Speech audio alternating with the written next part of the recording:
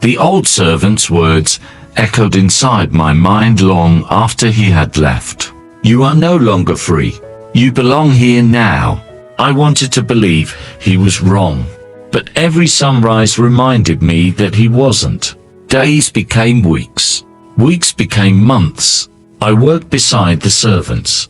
I carried water, fed the horses, cleaned the yards, chopped firewood. No one treated me cruelly, but kindness could never replace freedom. Every evening I climbed the small hill behind the estate. From there I looked toward the distant mountains. Somewhere beyond them my parents were still waiting. Perhaps every sunset they wondered if I was alive. One evening someone quietly sat beside me. It was Erg. She didn't ask why I was sad. She already knew. We watched the mountains in silence. Finally she smiled. Do you miss home? She asked. I nodded. Every single day. She lowered her eyes. Then for the first time she spoke about herself. People think, she whispered, that I am free. Because I live in a beautiful house. Because I wear expensive clothes. Because everyone bows before me. She looked toward the fading sun. A quiet sadness filled her eyes. But sometimes, she said, a golden cage is still a cage. I looked at her in surprise. Until that moment I had never imagined that someone surrounded by wealth could feel as trapped as I did. Then she turned and looked directly into my eyes. Salik, there may come a day when I ask something very dangerous of you. If that day comes, will you trust me? I answered without hesitation. With my life. She smiled, but there were tears hiding behind that smile. Days passed quietly, until one morning, the entire estate suddenly came alive. Horses were being prepared. Servants hurried from one house to another. Rich carpets were laid outside. Everyone seemed nervous.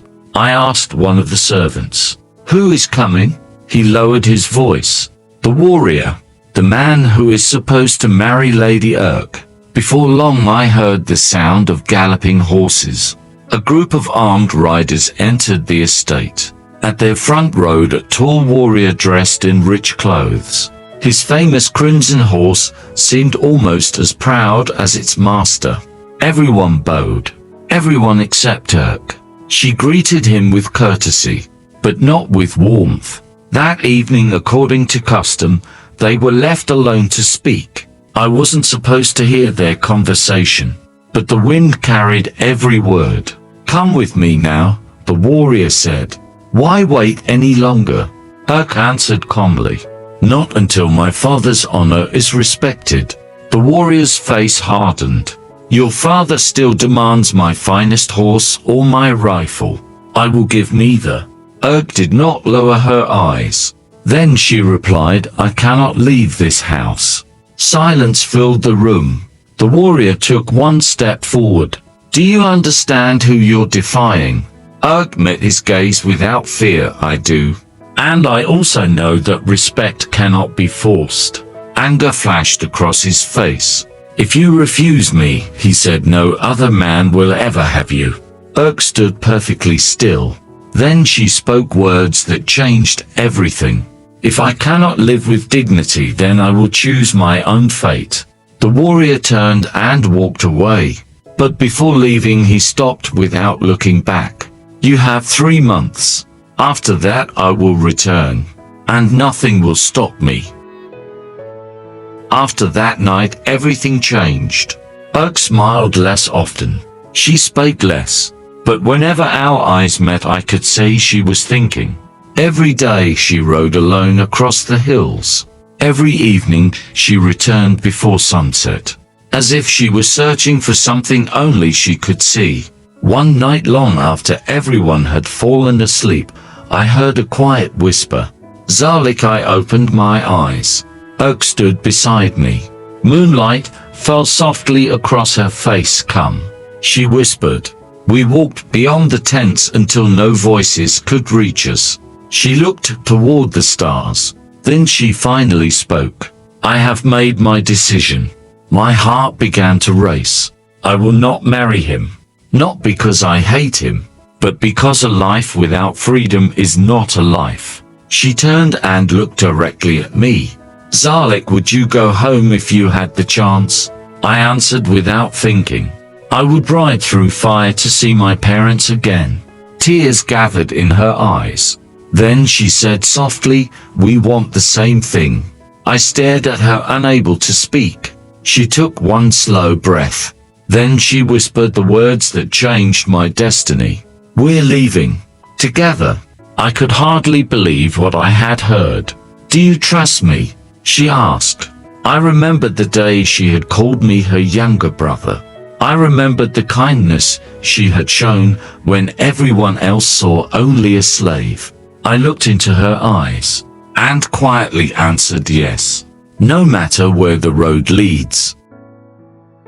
The next evening Erk spoke as though nothing had changed. She smiled, greeted the servants, and followed every custom as always. But late that night, when silence covered the valley, she quietly came to me.